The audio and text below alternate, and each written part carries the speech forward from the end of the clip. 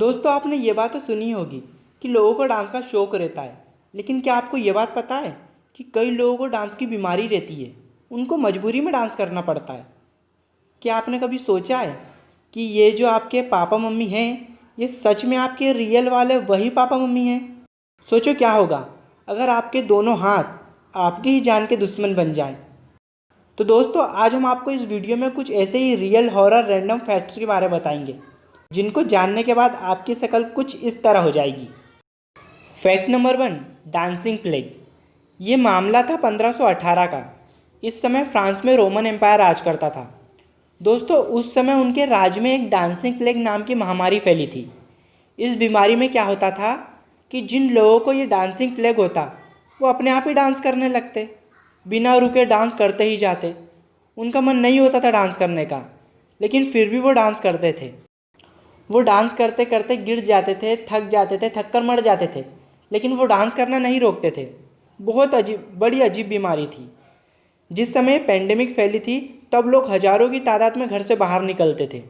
वो पता नहीं क्यों बिना किसी कारण के डांस करने लगते थे।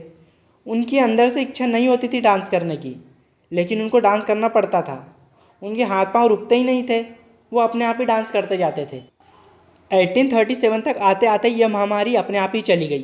कई वैज्ञानिकों ने इस डिजीज़ का कारण टॉक्सिक वायरस को बताया, जो फूड पॉइजनिंग की वजह से हुआ था। Fact number 2, Capgras delusion. दोस्तों केपग्रास डिल्यूजन एक साइकेट्रिक सिंड्रोम है, और जिस व्यक्ति को यह डिल्यूजन होता है ना, उसे एक मिथ हो जाता है, उसे एक प्रकार का भ्रम हो जाता है। जैसे ये जो मेरे मम्मी पापा हैं ना, ये रियल में मेरे असली वाले मम्मी पापा नहीं हैं। केपग्रास डिल्यूजन के पेशेंट को ऐसा दिल से फील होता है कि ये असली में, ये सच में रियल वाले मम्मी पापा नहीं हैं, ये तो उनका क्लोन है, ये बहरूपिया है, और असली वाले मॉम डैड को तो इस क्लोन ने किडनैप कर लिया है। इस बात का शक उसके दिमाग में हमेशा चलता रहता है कि ये क्लोन है, ये असली में नहीं है। पेशेंट जिस फैमिली मेम्बर के बारे में सोचता है ना कि ये रियल वाले नहीं है, ये क्लोन है, वो उस फैमिली मेम्बर के साथ कुछ भी कर सकता है, उसका मर्डर भी कर सकता है। जैसे अगर पेशेंट को उसके फादर के बारे में मिथ हो जाए कि ये क्लोन है, ये असली वाले नहीं है, तो वो उसके रियल वाले पापा को भी जान से मार सकता है। Fact number 3, alien hand syndrome. दोस्तों एलियन हैंड सिंड्रोम में क्या होता है कि जिस इंसान को ये सिंड्रोम होता है उसका अपने हाथों पर कंट्रोल नहीं रहता, वो अपने हाथों पर से कंट्रोल खो देता है, और उसके हाथ कभी कभी ऐसे ऐसे काम करने लगते हैं जैसे कि किसी दूसरे इंसान ने उसके हाथ को अपने कब्जे में कर लिया हो, उसके हाथ को पजेस कर लिया हो। इस बीमारी का फर्स्ट केस 1980 में जर्मनी की एक महिला के साथ हुआ। वो एक दिन टीवी देख रही थी तो उनका राइट हैंड ऑटोमेटिक उनके फेस पर चला गया और उसका हाथ अपने आप उसके सिर को सहलाने लगा। थोड़ी देर बाद वो महिला अपने ही चेहरे पर एक के बाद एक तमाचे मारने लगी। उसको ऐसा लग रहा था कि ये उसका हाथ नहीं है, ये किसी एलियन का हाथ है, और ये सब वही उसे ज़बरदस्ती करवा रहा हो। ये बीमारी इतनी खतरनाक होती है कि कभी कभी पेशेंट अपने ही हाथ से अपनी ही जान ले लेता है। लेकिन दोस्तों डरने की बात नहीं है, ये सिंड्रोम सिर्फ उन्हीं लोगों को होता है जिनको कभी फ्यूचर में ब्रेन स्ट्रोक हुआ हो। Fact number 4, Cotard delusion.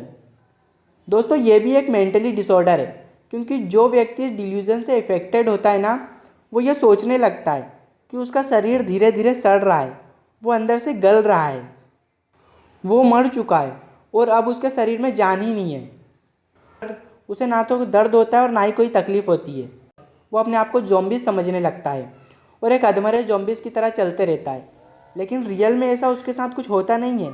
ये सब कुछ एक मेंटल डिसऑर्डर होता है, उसके दिमाग की एक सोच रहती है। Fact number 5, treeman syndrome. इस लड़के का नाम अबुल वांदर है। अबुल को बांग्लादेश का ट्रीमैन भी कहा जाता है, क्योंकि अबुल को ट्रीमैन सिंड्रोम है। दोस्तों ट्रीमैन सिंड्रोम एक स्किन डिसऑर्डर होता है। इसमें हाथ और पैरों की उंगलियां पेड़ की शाखाओं की तरह हो जाती हैं, हाथों में से लकड़ियां उगाती हैं, और अगर इन्हें एक बार काट भी दिया जाए तो नाखून की तरह वापस उगाती हैं। दोस्तों आज की वीडियो में बस इतना ही। अगर आपको मेरी वीडियो अच्छी लगी हो तो चैनल को सब्सक्राइब और वीडियो को लाइक करना मत भूलना, ज़रूर करना।